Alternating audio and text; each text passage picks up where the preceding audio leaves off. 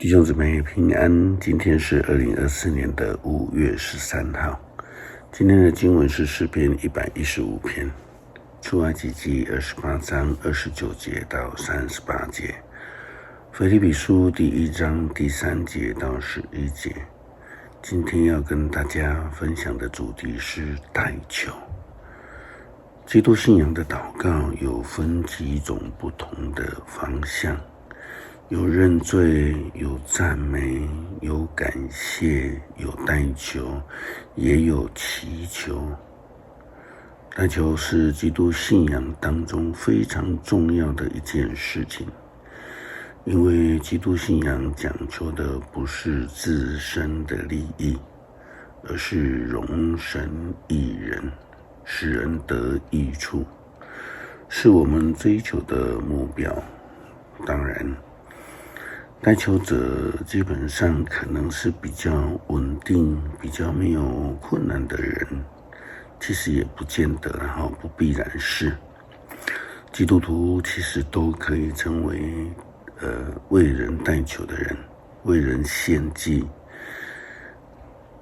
为人代求其实是在旧约时代祭司的职责那当然再说起来，这个就是基督徒的责任。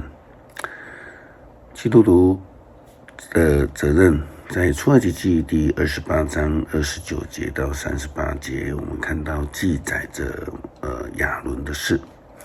亚伦进入圣所的时候，要佩戴着这刻着以色列12支族名字的胸牌，这样我上主就永远记得我的子民，要把乌灵和土明祭司用于确定上帝旨意的神器。至于如何的使用这些神器，没有办法知道。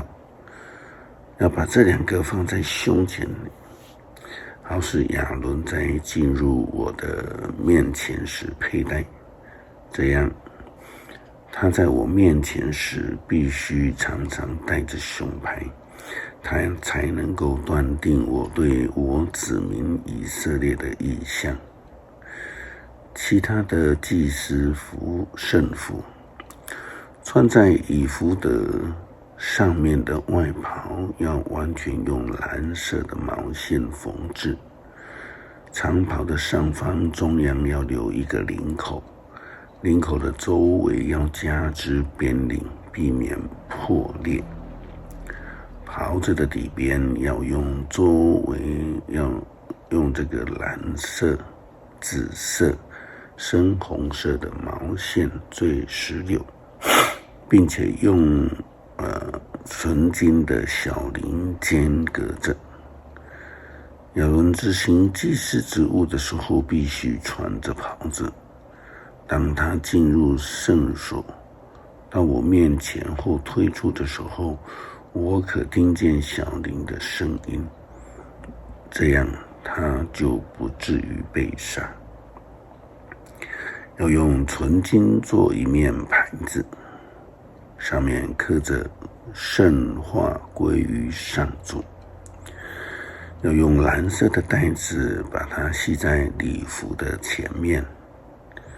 亚伦把这块牌子挂在额上，这样我上主就会悦纳以色列人献给我的一切礼物。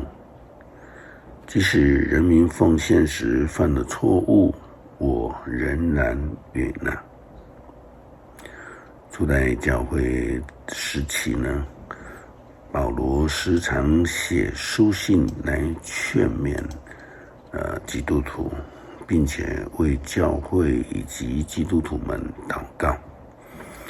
如同今天的经文，腓立比书第1章第3节到11节也记载着保罗与提摩太为教会及信徒们祷告的事，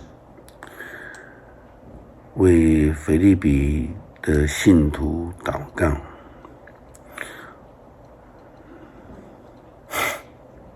每逢想到你们，我就感谢我的上帝。每次为你们大家祷告，都怀着喜乐的心，因为从开始的一天到现在，你们在传福音的工作上一直都在协助我。我深信那位在你们当中开始了这美好工作的上帝，一定会继续这工作，在基督耶稣再来的日子完成它。你们大家常常在我心里，我想念你们大家是当然的，因为无论我现在在狱中，或者从前自由的为福音辩护作证的时候，你们大家都分享了上帝所赐给我的特权。上帝知道我说我用基督耶稣的爱心深切的想念你们，这话是实在的。我为你们祷告的是，你们的爱心会不断的跟真知识和判断力一起的增进，使你们能够选择那最好的，这样在基督再来的日子，你们会纯洁无可指责。